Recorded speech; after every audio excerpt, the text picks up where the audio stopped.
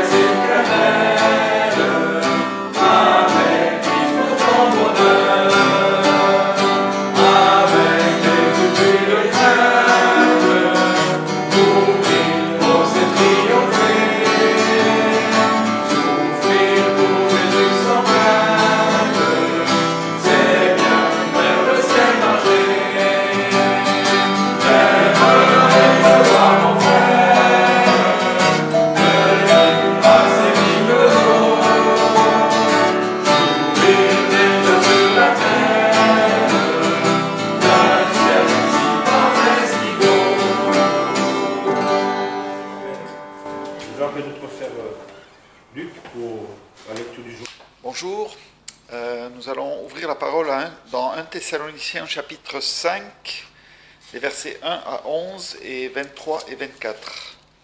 Pour ce qui est des temps et des moments, vous n'avez pas besoin, frères, qu'on vous en écrive, car vous savez bien vous-même que le jour du Seigneur viendra comme un voleur dans la nuit. Quand les hommes diront paix et sûreté, alors une ruine soudaine les surprendra. Comme les douleurs de l'enfantement surprennent la femme enceinte, et ils n'échapperont point. Mais vous, frères, vous n'êtes pas dans les ténèbres pour que ce jour vous surprenne comme un voleur. Vous êtes tous des enfants de la lumière et des enfants du jour. Nous ne sommes point de la nuit ni des ténèbres. Ne dormons donc point comme les autres, mais veillons et soyons sobres.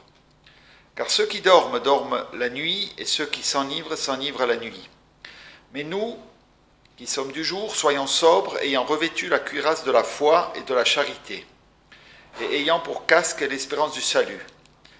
Car Dieu ne nous a pas destinés à la colère, mais à l'acquisition du salut par notre Seigneur Jésus-Christ, qui est mort pour nous, afin que soit que nous veillions, soit que nous dormions, nous vivions ensemble avec lui. C'est pourquoi exhortez-vous réciproquement et édifiez-vous les uns les autres comme en réalité vous le faites. Et les versets 23 et 24, que le Dieu de paix vous sanctifie lui-même tout entier et que tout votre être, l'esprit, l'âme et le corps soient conservés irrépréhensibles lors de l'avènement de notre Seigneur Jésus-Christ.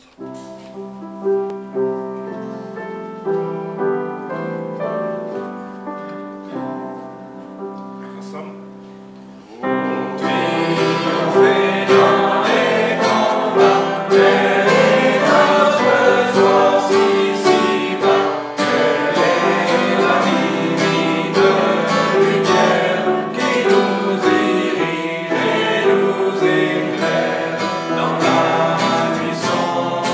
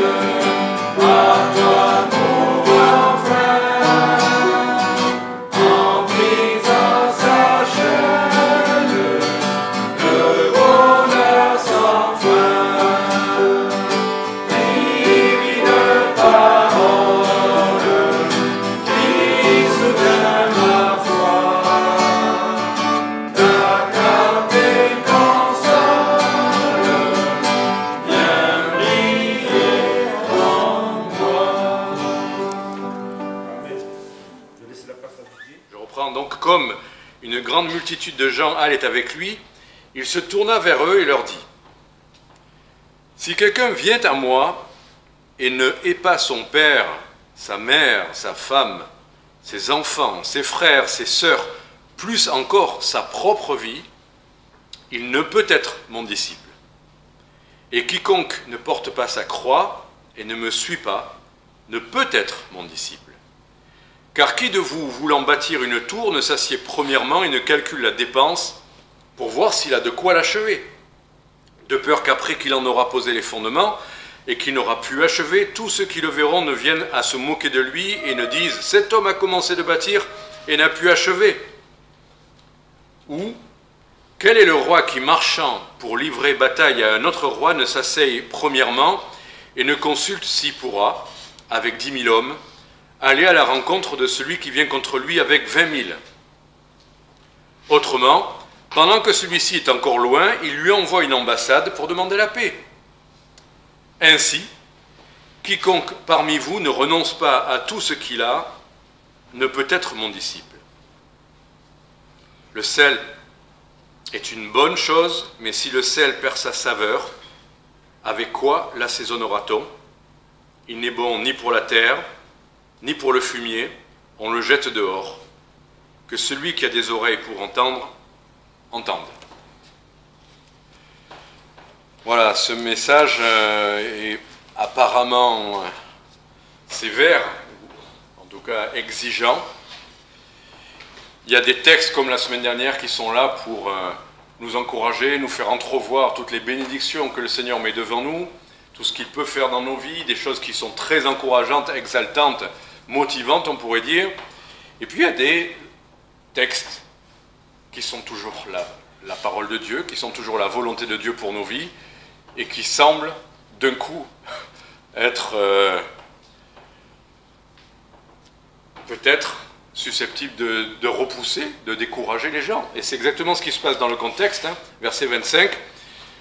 Il y avait une grande multitude qui le suivait. On pourrait se réjouir d'être des grandes multitudes, à dire on est tous chrétiens et il suffirait de déclarer nous sommes tous chrétiens et on est à la suite de Jésus-Christ et on est des grandes multitudes dans le monde à dire nous sommes des chrétiens. Mais là, le Seigneur Jésus se retourne et ne se soucie pas des foules, des multitudes. Il s'en soucie pour les sauver, mais il veut des gens qui vont être ses disciples. Et là, effectivement, c'est censé et ça peut repousser parce qu'il y a des exigences. Tout le monde est là pour recevoir les bénédictions, pour recevoir la grâce de Dieu, pour avoir une vie prospère et heureuse. Et là, le christianisme ferait des foules qui se réunissent. Et puis le Seigneur Jésus se retourne et dit, oui, si vous êtes vraiment des chrétiens, si vous voulez me suivre, si vous voulez être mes disciples, il y a des exigences. Et je me suis dit, c'est difficile parfois de combiner des textes qui semblent paradoxaux, des choses qui disent c'est facile, mon joug est doux et mon fardeau facile, et puis un autre texte derrière dit ça va être difficile, et on va voir pourquoi. Et puis je me suis rappelé toute la semaine, ce qui m'a permis de réconcilier les deux, c'est un cantique que vous connaissez bien. Est-ce que vous avez une phrase de cantique qui vient à l'esprit avec ça? Moi, il y a une phrase qui m'est venue. Sévère en ses exigences, il est riche en son amour. Voilà, sévère en ses exigences, il est riche en son amour. C'est le même Seigneur Jésus-Christ qui nous donne des paroles apaisantes, consolantes, encourageantes, mais qui est aussi, comme on dit politiquement, en même temps. Les deux vont ensemble. Les deux. Alors on peut prêcher toujours un pour être sûr d'attirer du monde, ou prêcher toujours l'autre et puis faire fuir tout le monde. Mais les deux sont les deux jambes de la vie chrétienne, les bénédictions qu'il y a à le servir, mais aussi les exigences du Seigneur. Il est riche en son amour. Rappelons-nous, en entamant le partage de ce message, oui, sévère en ses exigences, il a des exigences, mais il est riche en son amour. Être disciple de Jésus-Christ a des exigences, a un coût. Et là, c'est littéralement le mot que j'emploie, parce qu'on va le retrouver dans le texte. Il y a une dépense, il y a un coût. Sinon, la phrase, cette petite phrase est répétée à 3 reprises dans le texte. Verset 26, il ne peut être mon disciple. Verset 27, il ne peut être mon disciple. Et verset 33, il ne peut être mon disciple. C'est-à-dire que les exigences du Seigneur, c'est pas un peu plus, progresser, c'est où on est son disciple, parce qu'on suit ses exigences, où on est, je ne sais pas quoi, enfin, un christianisme facile, léger, sans, on verra pourquoi, sans saveur, sans effet, sans influence. En tout cas, ces choses-là ne sont pas à prendre, si on a envie, rajouter quelque chose dans la vie chrétienne pour être un peu meilleur chrétien. On est son disciple ou on ne peut pas être son disciple si on ne suit pas ses indications. Alors, étonnamment, et c'est un peu ça qui était aussi pour moi intéressant à creuser, on va voir ça avec les 3 images que le Seigneur a employées, mais étonnamment, le coup n'est pas quelque chose qu'on apporte, enfin, qu'on a nous, enfin, comment dire, vous allez voir, avec le mot, le coût, la dépense, c'est pas notre temps, c'est pas notre argent, c'est pas notre énergie, c'est pas nos dons. Qu'est-ce qui est principalement le coût là dans ce texte?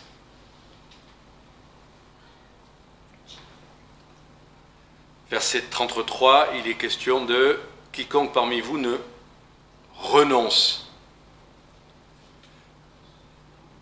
Si on ne renonce pas à certaines choses que le Seigneur demande, le coût n'est pas des choses qu'on peut donner comme du surplus, c'est quelque chose que le Seigneur va nous demander et auquel il nous faudra renoncer. Et j'ai pensé à des exemples de gens dans la Bible. Je pensais par exemple à Abraham. Abraham est le père des croyants, donc il est l'exemple spirituel que vraiment le Seigneur veut mettre devant nos yeux pour nous encourager dans la foi, dans la marche de la foi. Et qu'est-ce qu'Abraham a fait? Est-ce qu'il a entrepris des grandes choses pour Dieu? Il a traversé la mer, il a bâti des universités ou des... Qu'est-ce qu'Abraham a fait pour être le père des croyants et nous donner une leçon? Sa vie n'a été que vivre, et quand le Seigneur lui demandait quelque chose, d'obéir, et en général, de renoncer à quelque chose. La première fois que Dieu va lui parler, il va lui montrer des grandes choses qu'il aura, mais il lui a dit maintenant tu quittes ton pays, tu quittes ta famille, tu quittes tes parents, tu quittes ton confort, tu quittes tes habitudes, et tu vas là où tu ne sais pas. Renoncement. Plus tard, et encore plus dramatique, il a un fils, et Dieu lui dit, il faut que tu me donnes ton fils. Vous savez l'histoire, il ne va pas tuer son fils, mais dans son cœur, c'était acquis, il était prêt à mettre Dieu à la première place, à obéir. Il renonçait à ce qu'il avait acquis, d'ailleurs par lui-même, pas par la volonté de Dieu avec ce fils-là. Si, c'était là, celui-là, pardon, je confonds avec Ismaël. Bon, donc voilà, c'est l'idée du renoncement. On va voir ça plus précisément avec la tour, mais je pensais à ça. Le matériau pour la tour, c'est quoi? C'est d'amener de l'argent, d'amener des dons? Non, c'est d'être... Le matériau, c'est le renoncement. Voilà, donc ça c'est le coût. Le coût, c'est le renoncement à ce que le Seigneur va nous montrer. Après, à un moment donné, au verset 26, le Seigneur introduit avec cette idée un peu surprenante, si quelqu'un vient à moi, la première chose auquel il doit être prêt à renoncer, et même le mot est fort pour dire renoncer, là, il doit haïr son père, sa mère, sa femme, ses enfants, ses frères, ses sœurs, et plus encore, sa propre vie. Alors, il faut lever une ambiguïté. Le Nouveau Testament est clair, on doit aimer ses enfants. Il est dit que l'épouse doit aimer son mari, ou que le mari doit aimer son épouse, que celui qui ne prend pas soin des siens, de sa famille, il est pire qu'un incroyant. D'accord? Donc, le Seigneur ne peut pas demander une chose et une autre. C'est pas dans l'idée de haïr les gens qu'on aime, c'est l'idée de... Le mot haïr, là, c'est l'idée de préférence. Il faut être prêt à mettre au second plan ceux qu'on aime pour que lui ait la première place. Suivre le Seigneur, être son disciple, c'est que lui sera toujours le premier. C'est ça que ça veut dire. Donc c'est une nécessité. Si on s'engage à suivre le Seigneur, si on veut être son disciple, il faut qu'il soit à la première place. Ne lui donnez surtout pas la deuxième place, ou la troisième, ou la quatrième. Vous ne serez pas son disciple s'il était à la deuxième place. Il sera pour vous peut-être un hobby, une passion, un plus dans votre vie. Et c'est malheureux dans le christianisme quand les gens ont des objectifs, des priorités, où le Seigneur, oui, ils aiment le Seigneur, mais ça, c'est à la première place. Et on n'est pas son disciple. C'est pas, comme disait notre sœur, un christianisme réel. On ne le suit pas s'il est à la deuxième place. Qu'est-ce qu'il peut y avoir devant le Seigneur? Et si nos enfants, si nos conjoints, et plus encore, notre propre vie a plus d'importance que le Seigneur lui-même, nous ne pouvons pas être ses disciples. Et l'enjeu, finalement, de tout ça, on a vu le coût, c'est renoncer, la nécessité, c'est lui en premier, ben, l'enjeu, verset 34, c'est la conclusion que le Seigneur lui-même donne à tout ça. Le sel, là il prend encore une autre image, il prend l'image du sel et dit, le sel est une bonne chose, mais si le sel perd sa saveur, avec quoi l'assaisonnera-t-on? Que fait du sel? Vous prenez un plat, vous mettez le sel dedans, le sel va avoir une influence sur le plat. Une influence, il va pénétrer tout le plat et lui donner plus de goût, plus de saveur. Nous, chrétiens, les vrais chrétiens, sont censés être le sel de la terre. Quand j'entends les témoignages des sœurs, là où elles sont une lumière, bien sûr, mais elles sont aussi un sel. Là où il y a des disputes, elles peuvent apporter la paix. Là où il y a la rébellion, elles peuvent apporter un esprit doux et soumis. Elles sont là au bon moment pour, par leur présence, par leur parole, par leur témoignage, par leur présence tout simplement, être une influence. Mais si elles étaient comme les gens du monde, aucune influence. Et le christianisme le vrai christianisme, les disciples de Christ sont le sel dans le sens où ils ont une influence. Influence sur leur famille, influence au travail, influence là où ils sont. Je lisais un petit livre là l'autre jour sur lequel je suis retombé, qui commence un peu bizarrement, mais c'est une histoire vraie manifestement. Un prince dans une tribu africaine au Libéria va être enlevé par la tribu ennemie et va être rendu esclave et torturé pendant des mois et des mois et des mois et des mois. Enfin bon, ça va être effroyable. Et puis finalement un jour, il va être enterré vivant. On va lui laisser dépasser sa tête, mettre du miel sur lui pour que les fourmis mania viennent le dévorer de l'intérieur. Et il est là, presque mort, suspendu à un morceau de bois. Et puis pendant la nuit, alors qu'il n'a plus de force, qu'il n'est plus rien, une lumière jaillit, les liens tombent, et il entend une voix qui lui dit « fuis ». Et là, il a une force surnaturelle pour pouvoir courir. Bon, alors je ne vous raconte pas tout le livre, mais bon, c'était un peu étonnant. J'ai eu du mal à continuer, parce que ça faisait un peu film science-fiction. Mais bon, cette idée d'image, de lumière, c'est arrivé à Paul, et qui a fait tomber Paul. Bon. Ces choses-là peuvent arriver dans des circonstances très exceptionnelles. Et manifestement, ce jeune homme va avoir une influence très exceptionnelle et une consécration très exceptionnelle et une dépendance de son père et de la prière très exceptionnelle, au point qu'à un moment donné, le Seigneur lui montre qu'il doit aller en Amérique. Pourquoi ce jeune prince africain irait en Amérique? Ben, il ne sait pas, mais il monte dans un bateau.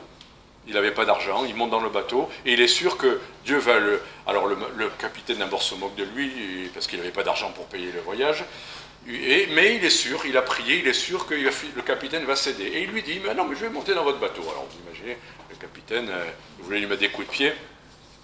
Mais finalement, deux hommes de l'équipage s'en vont, et le capitaine est un peu obligé de le prendre à la place, et il croyait que c'était un bon marin, mais il n'était pas marin du tout, mais il dit, vous inquiétez pas, Bon, et quoi qu'il en soit, sur le bateau, l'équipage est abominable, violent, cruel, moqueurs, ils sont prêts à s'entretuer, surtout un, le pire, qui veut l'assassiner aussi. Mais il va vivre une vie de bienveillance, de bonté, de courage, de travail, là où il est sur ce bateau-là. Et il va y avoir des circonstances très exceptionnelles. Le bateau a été attaqué, où il va soigner tout le monde, et même ce pire ennemi qui voulait l'assassiner, eh bien, va tomber malade, et prêt sur le point de mourir, et lui va venir, va le soigner, et ce pire ennemi va devenir son plus grand ami. Et au bout de 6 mois de traversée, ce bateau rempli d'hommes sanguinaires, alcooliques, violents et tout ça, mais quand ils arrivent, ils sont tous doux comme des agneaux, ils sont les meilleurs amis du monde, et c'est un navire de chrétiens qui arrive aux États-Unis. Enfin, voilà. Il a eu une influence. Alors, j'aimerais bien que dans chacun de nos emplois, les chrétiens fassent que leur influence fasse que tout le monde se convertisse là où ils sont. Ça serait merveilleux, là, ça serait... Mais bon, pourquoi sourire à ça? Si cet homme simple, simplement par sa foi et sa consécration et sa dépendance du Seigneur, a pu avoir cette influence, ce n'était pas lui. Il n'a pas couru après tous les gens à leur distribuer des prospectus, à les inviter à des conférences. Il a été chrétien et il a eu une influence. Et les circonstances que Dieu a utilisées pour ça lui ont permis de répandre à plus forte raison la saveur. Et ces gens ont goûté à quelque chose qui leur a donné envie de connaître. Alors après, ça continue de manière encore plus exceptionnelle. Il n'a qu'à être dans une réunion de prière pour que tout le monde se convertisse. Bon. Mais c'est arrivé, il y a encore l'université dans laquelle il est arrivé, qui existe aux États-Unis. Ce livre a été manifestement écrit, il y a son nom qu'on connaît. Enfin, il est mort très jeune, et je crois aux États-Unis, il a étudié 3 ans, et puis il est mort. Mais pendant ces 3 années, il a eu une influence incroyable sur les jeunes étudiants de cette université, totalement endormis. Le christianisme américain à cette époque était totalement endormi. C'était ce christianisme sans disciples. Mais sa foi, sa consécration, sa dépendance du Père, sa vie de prière, ses paroles courtes et simples ont eu une influence qu'aucun prédicateur n'a eu pendant des années là-bas. Donc voilà, un disciple de Jésus-Christ qui a échappé à ceux auxquels il a échappé, et qui après, dans ce qu'il était tout simplement, malgré ses limites, malgré le peu de temps qu'il a eu à vivre sur Terre, a eu une influence extraordinaire. Et je dois reconnaître que même en relisant ce livre, c'était un peu comme, vous savez, cet homme qui était mort et que juste en touchant ses ossements, on reprend vie. Bon, ce livre, finalement, j'avais du mal au début, mais m'a fait du bien. M'a fait du bien sur ce que c'est que la saveur et l'influence qu'un chrétien peut avoir. Voulons-nous une telle saveur? Alors à la fois ça nous place devant des choses qui nous semblent, mais qu'est-ce que le Seigneur va me demander? Ce que le Seigneur va nous demander, c'est ce qu'il a dit. Voulez-vous être mon disciple, ou voulez-vous être du sel sans saveur, sans influence? Êtes-vous prêt à renoncer et à faire ce que je vous demande? Et donc, il va utiliser 3 images. On a bien compris le message, d'accord? Je pourrais m'arrêter là et on pourrait prier. Mais le Seigneur il a pris le soin de nous donner 3 images pour encore enfoncer le clou, encore plus clairement, et nous expliquer ce que ça veut dire. Donc je crois que les 3 images qu'il a employées dans ce texte-là, c'est l'image de porter sa croix. Voilà ce que c'est qu'être disciple de Christ. C'est l'image de peut-être bâtir une tour. C'est ce que doit faire un disciple de Jésus-Christ. Et c'est l'image de partir en guerre. C'est les 3 images qu'il a employées, verset 27, verset 28 et verset 31. Verset 27, porter sa croix. Verset 28, bâtir une tour.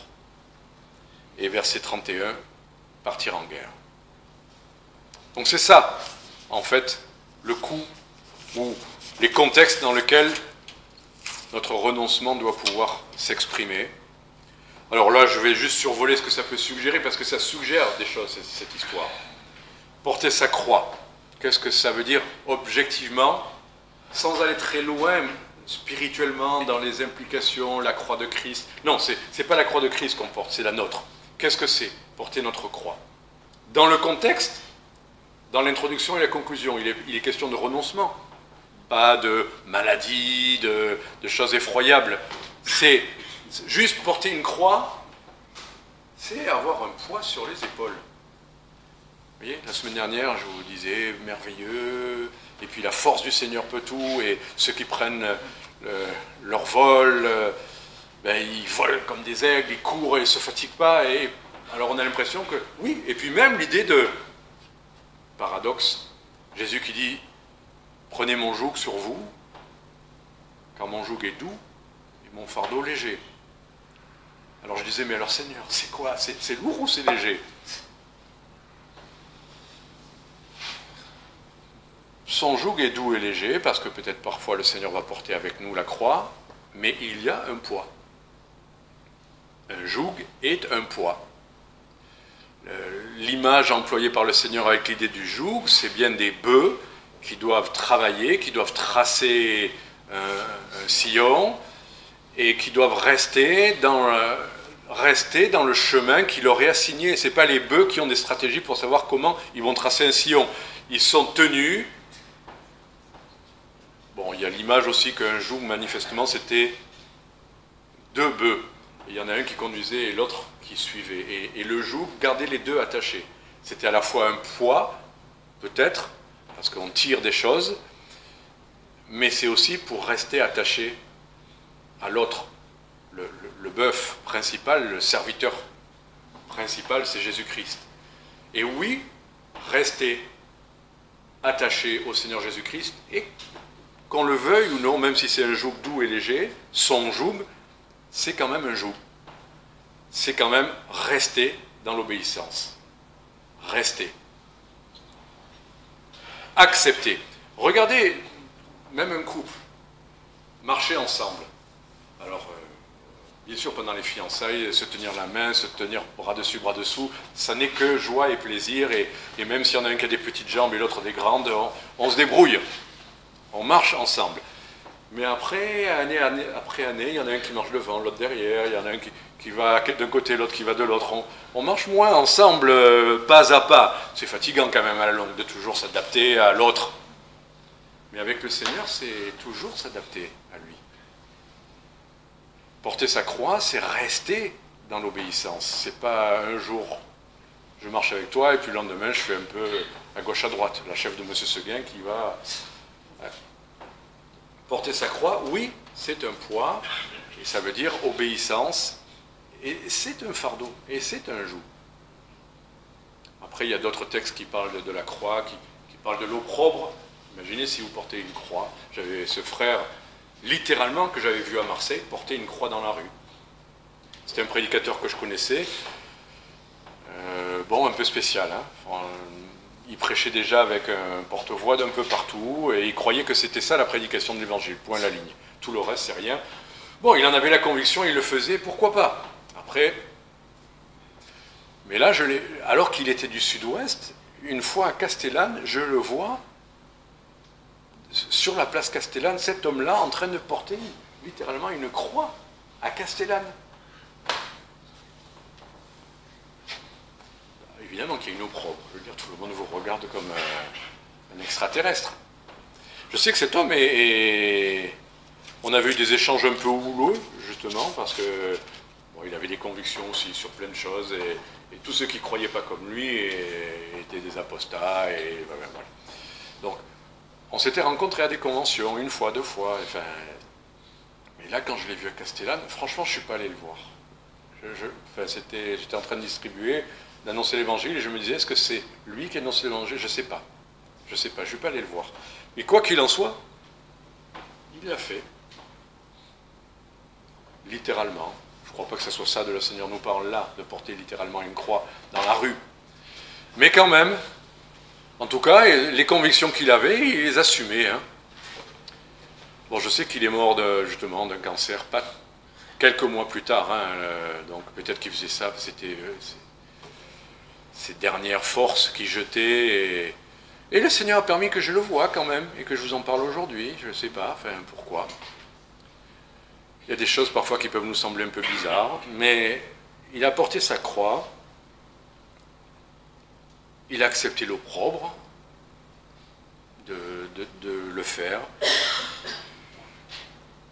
Notre vie chrétienne, peut-être, nous demandera parfois de prendre position sur des choses où il y aura une opprobre. Et on ne va pas nous aimer autant qu'avant, ou nous regarder de la même manière. Si on nous considérait comme des gens merveilleux, jusque-là, dire qu'on croit que la terre a été faite en quelques jours et pas en milliards d'années, on va vous regarder pas de la même manière si vous le dites. Si on parle d'autres sujets, on sera aussi regardé bien de travers, voire pire. Peut-être qu'il faudra un jour prendre position. C'est ça, porter sa croix. Deuxième chose, bâtir une tour. Là, la question de la tour, il est dit avoir, comment dire, calculer la dépense, payer. Bon, j'ai jamais bâti une tour, mais je pense aux gens qui travaillent dans les bâtiments. Il faut que les matériaux arrivent au rythme où on construit. On voit les livraisons, le béton, enfin, c'est toute une organisation pour que ça marche. Mais il y a un coût à ça. Enfin, il y a un coût pour avoir toujours les matériaux. Et c'est vrai j'ai vu des endroits, des pays où des chantiers sont arrêtés parce qu'il n'y a plus le budget. Ça, vous connaissez ça. Vous voyez des immeubles qui restent pendant des années et qui tombent à l'abandon après.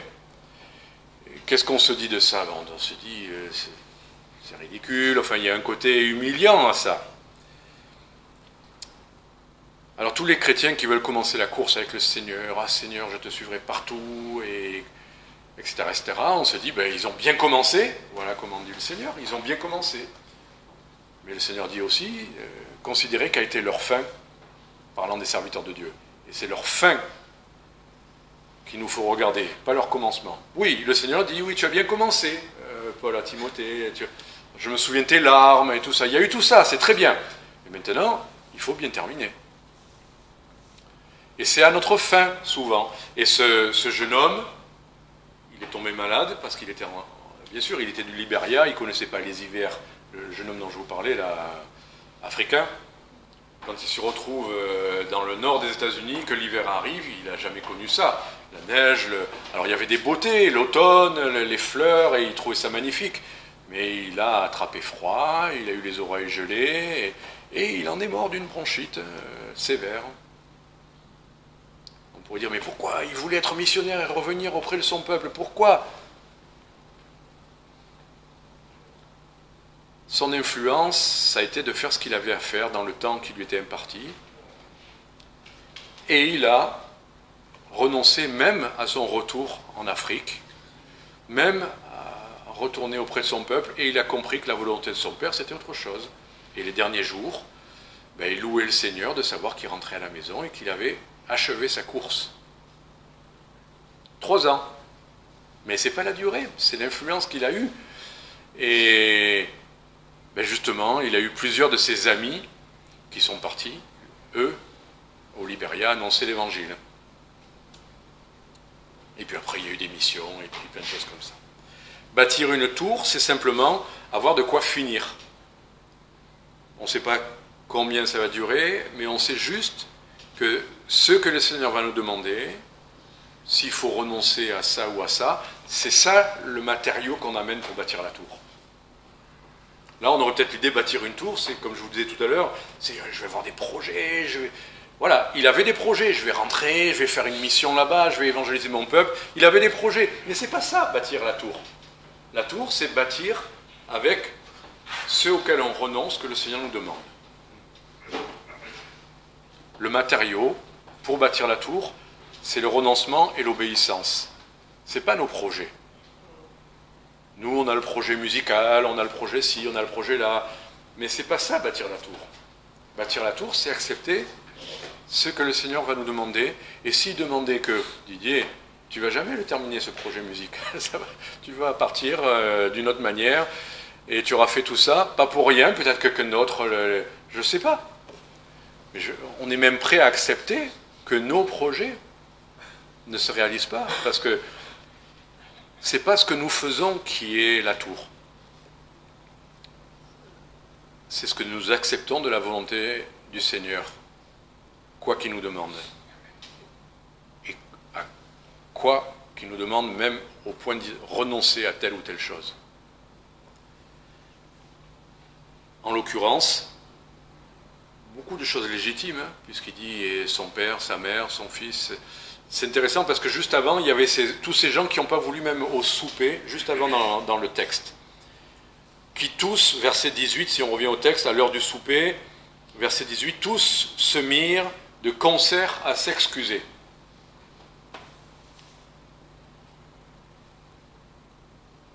Et l'un dit, oh, j'ai acheté une terre, il faut que je dois y aller, partir et la voir, je te prie de m'excuser. Un autre dit, oh, j'ai acheté 5 couples de bœufs, il faut que j'aille les éprouver, je te prie de m'excuser. Et un autre, ah, j'ai épousé une femme, ainsi je ne puis y aller. Enfin, on a l'impression que ces arguments sont les arguments sur lesquels le Seigneur après va conclure, va dire, ben voilà, il faut renoncer pour pouvoir... Là c'était pour un souper, mais à plus forte raison pour servir le Seigneur et être son disciple. Il faut être prêt à renoncer à ce que le Seigneur va nous demander, des choses légitimes. Renoncer à tout. À tous, d'ailleurs c'est écrit, non? Il me semble, verset 33, renoncer à tout ce qu'il a. C'est facile de renoncer à ce qu'on n'a pas. Je me rappelle, quelqu'un me plaisantait un peu avec ça, mais des jeunes qui étaient appelés au ministère, enfin, ou des moins jeunes, il y en avait qui étaient prêts à tout quitter, mais ils n'avaient rien fait, ils n'avaient aucune formation, ils n'avaient jamais travaillé. Alors, pour eux, ah, je quitte tout pour toi, mais tu n'as rien fait de ta vie, tu n'as rien à renoncer. Certains étaient des gros paresseux, c'était plus facile de se dire, ah, je vais servir le Seigneur, de toute façon, j'ai rien à perdre. Et des gens s'engagent malheureusement dans l'œuvre avec ça. Et c'est pour ça que, en fait, le directeur de notre institut, il préférait plutôt des gens qui avaient déjà travaillé ou qui avaient... Parce qu'eux avaient quelque chose auquel ils devaient renoncer. Et eux n'étaient pas des gros paresseux. Vous voyez? Renoncer à ce qu'on a. Si on n'a pas, on n'a rien à renoncer. Si vous n'avez pas de femme, pas de mari, pas de maison, vous n'avez rien à perdre, en avant nous autres. Oui, moi je suis prêt à servir le Seigneur. De toute façon, j'ai rien à perdre, hein, j'ai rien. Ben non, c'est pas comme ça. Bon, ça ne veut pas dire obligatoirement de l'argent ou des diplômes, ou une carrière ou je ne sais quoi. Le Seigneur peut nous demander des choses toutes petites, mais qui sont ceux exactement auxquels on n'est pas prêt à renoncer. Un petit confort, légitime, acquis, difficilement. Le Seigneur peut vous montrer ce que ça peut être. Voilà ce que c'est bâtir une tour. Servir le Seigneur, c'est accepter de renoncer à ce qu'il nous montre. À ce qu'il nous montre. Vous verrez à la conclusion ce que ça peut vouloir dire. Et le troisième point, c'est partir en guerre. Oui, servir le Seigneur, il y a bâtir, il y a construire, il y a du travail, il y a édifier quelque chose, mais c'est aussi une guerre. Regardez ce qui se passe en Israël actuellement ou ce qui se passe en Ukraine. Les gens dans les rues, c'est pas juste maintenant un jeu de rôle. C'est pas des jeux vidéo. C'est celui qui a une arme, il va défendre ceux dans lesquels il croit, les siens, et c'est vrai ce qui se passe. Les gens s'entretuent. Et le Seigneur nous montre que être son disciple, c'est aussi une guerre, où il y a des exigences militaires, et il faut savoir à quoi on s'engage. S'engager en France dans l'armée pendant des années, en période de paix, et puis un jour on vous dit ben, il faut partir en Afghanistan. On est allé en Afghanistan, et il y en a qui sont morts. On est parti aussi dans d'autres endroits du globe, et on ne parle pas de politique, là. Après qui se fasse éjecter, c'est une autre affaire. C'est pas ça la question. Mais pour dire, partir en guerre, c'est partir en guerre. Pas juste se former toute sa vie et puis construire sa petite vie avec un salaire de militaire. Servir le Seigneur, c'est s'engager dans une bataille et aller à l'encontre d'un roi qui veut notre mort, notre disparition. Voilà, partir en guerre, il faut être résolu, il faut être prêt à souffrir. Et là encore, la Bible, et je termine avec ça, enfin en tout cas sur cette idée, Paul dit à Timothée, il n'est de soldat qui s'embarrasse des choses de la vie. Le soldat, il ne doit pas s'embarrasser de ce que normalement, légitimement, on s'embarrasse. Faire acheter une maison, faire un crédit ou je ne sais pas quoi. Le soldat, il n'a pas le droit. Et vous savez quoi? On avait des légionnaires à l'église de Aix. Et un des légionnaires nous disait qu'ils n'avaient pas le droit d'acheter une voiture, ils n'avaient pas le droit d'acheter un appartement. Et pour certains, j'ai vérifié sur le site de la Légion hier, ils n'ont pas le droit de se marier. Alors, pendant une durée déterminée, les 3 premières années de service, la Légion devient tout pour vous. Elle vous donne un nouveau nom, si vous êtes un assassin, on vous prend quand même. Enfin, elle vous fait disparaître de la carte de... Mais, elle vous dit, quand tu rentres chez nous, pendant 3 ans, pas de mariage, pas de voiture, pas d'appartement. C'est totalement... Alors, je lui dis, pourquoi qu'est-ce que c'est cette secte bizarre de la Légion? Mais ils expliquent. L'explication, c'est très biblique. C'est que vous devez être libre de partir en mission à n'importe quel moment. Et pas à dire, attendez, il faut d'abord que je m'occupe, comme ceux qui se sont excusés tout à l'heure. Ah, j'ai mes bœufs, là, il faut d'abord que... Ah oui, mais pour mon crédit, comment je... Et puis si... Tu es là pour ça, et au bout de 3 ans ou 5 ans après... Mais le soldat ne doit pas s'embarrasser des affaires de la vie. Ça, c'est l'expression biblique. Être un disciple de Christ, c'est être prêt à... Quoi qu'il nous demande, pas dire « Ah oui, mais attends, j'ai ça, oui, mais je peux pas, j'ai ça, et puis j'ai ma propre vie quand même. Je suis arrivé à un point où si je fais ça, ça va être peut-être compliqué, tout ce que j'ai acquis. » Le soldat, il ne doit pas réfléchir. Hein. Allez dire maintenant sur un terrain en Ukraine ou je ne sais où, aux soldats « Oui, mais attends, d'abord ta maison, tu dois la repeindre, tu n'as pas terminé d'installer la cuisine. » Voilà. Alors, sommes-nous prêts à être des disciples de Christ? Sommes-nous disponibles, prêts à renoncer? Vous allez dire, c'est facile, toi tu as un bel appartement. Mais celui qui nous le dit, c'est pas moi, c'est Jésus-Christ qui le dit. Il l'a fait. Il a quitté le ciel, la gloire, tout ce qu'il avait, l'adoration, pour venir prendre un corps faible, fragile. On lui a craché dessus, on l'a maudit, on l'a haï, on l'a trahi. Il a accepté de porter sa croix, d'aller jusqu'à que cette croix, ce ne soit pas qu'un fardeau, ça soit sa propre. Comme tout à l'heure on a dit, haïr jusqu'à sa propre vie, il a dû faire le choix de donner sa propre vie pour nous sauver, c'est vrai, faire de nous un peuple purifié, saint, c'est vrai, pour obéir au Père, non pas ma volonté, mais la tienne, Père, obéir au Père. Et il attendait la vie de ressuscité, il le savait quand même, il attendait la gloire que son Père lui avait promise, quand il a dit « Je remets mon esprit entre tes mains », car je sais que tu me délivreras. Voilà ce que dit le psaume. Mais il a quand même accepté de donner sa vie. Sommes-nous prêts, à notre tour, à être des disciples de Jésus-Christ, quoi qu'il nous ait montré? On va terminer par la prière.